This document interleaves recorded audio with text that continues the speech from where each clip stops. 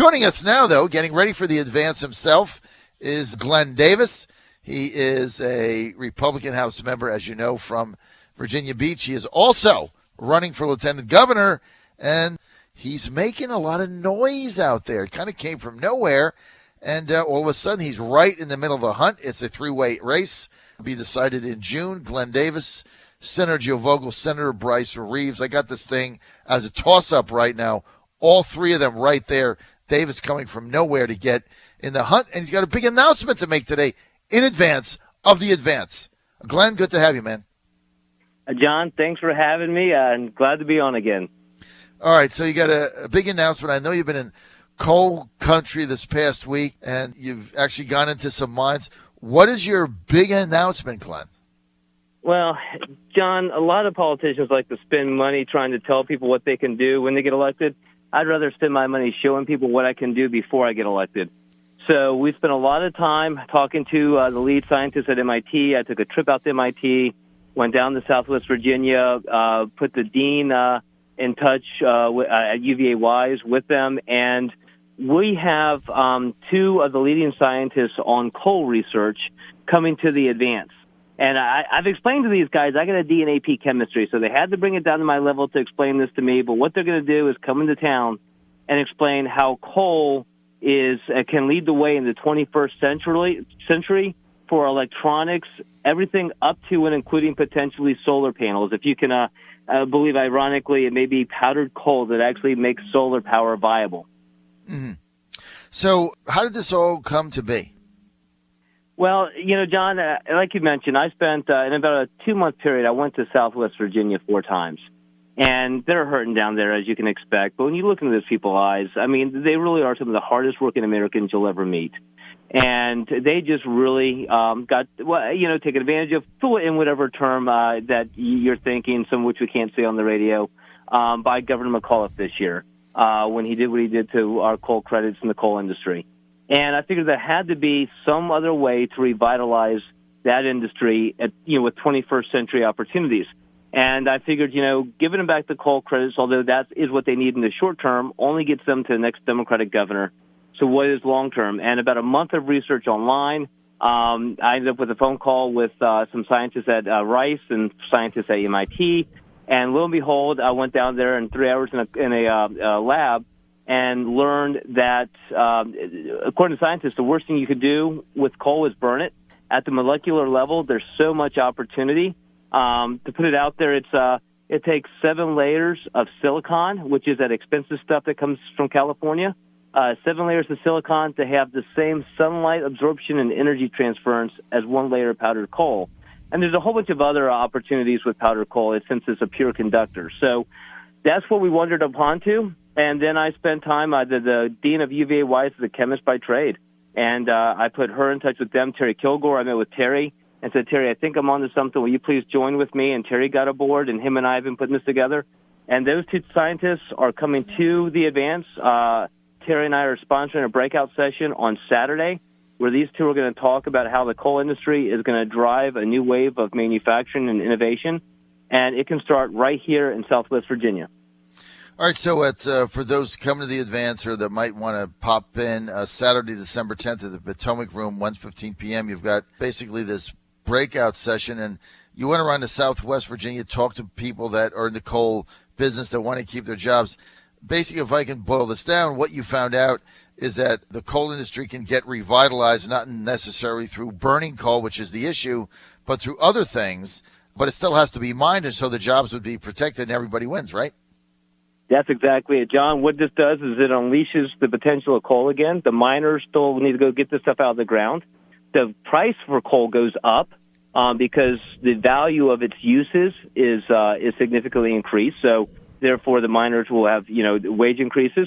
It also brings research and development to Southwest Virginia. A lot of companies locate just around where the R&D is being done, and there's some talk now that we're facilitating on partnering MIT's research divisions with UVA-Wise, so this research can be done in coal country.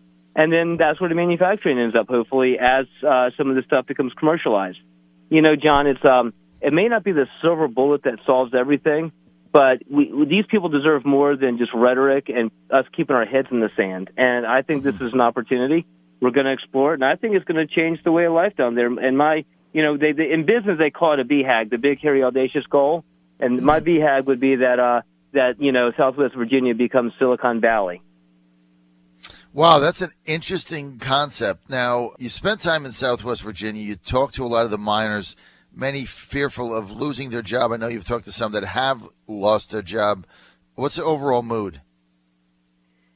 John, it's a couple of things. A lot of them think that us in Richmond sometimes forget that that Virginia extends, west of Richmond.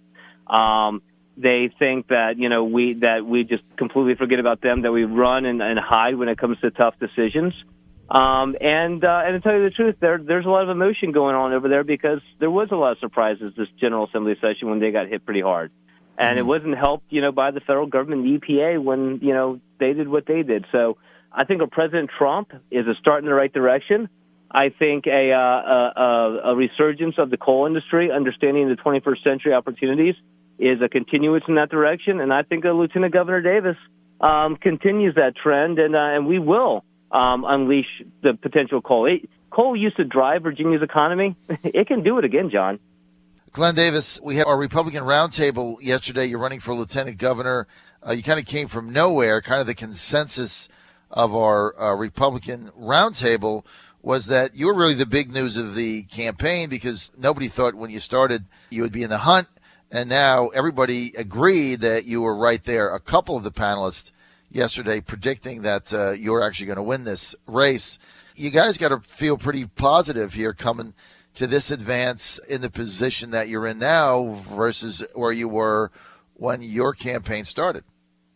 Well, John, I caught most of the broadcast yesterday, and I thank you, and we are thrilled where we are, as well as the reception we're receiving, both by your panelists and others. And I'll tell you, you made Shelley blush again yesterday, and y'all are 100% right. She's a big part of this campaign and always has been a big part of my life and all my campaigns. But John, this is a position I've been in my whole life. Everything I've ever done since I started my first business in my one-bedroom apartment has been things that people said, Glenn, you came out of nowhere, or many people told me I couldn't do or wondered what I was doing. It happened when I started my first company. It happened when I ran for city council. It happened when I acquired the assets of a publicly traded company and took it nationwide. All these things I've done my whole life has been the story of Glenn came out of nowhere without the resources we really thought was necessary to knock it out of the park. And I knew that's what was happening in this race. It was something where I said, we need to make sure Virginia becomes number one again in business and job growth. I'm sick of what's been going on and it's losing jobs in North Carolina and the D.C. and Maryland. And I know I can make a difference. And I got out there. And it's the same thing I've done my whole life. But it's the team I've also got around me. Y'all had it right, when y'all mentioned, Mike and Cole and Brandy and William. And I just have one heck of a team. Diana, and Andrew. It's all about the team. I don't have the expensive, high-paid consultants. John, you know me as well as anyone. And, I don't take advice. I believe you have people around you trust, and you throw stuff against the wall, and you have a think tank. But I don't take,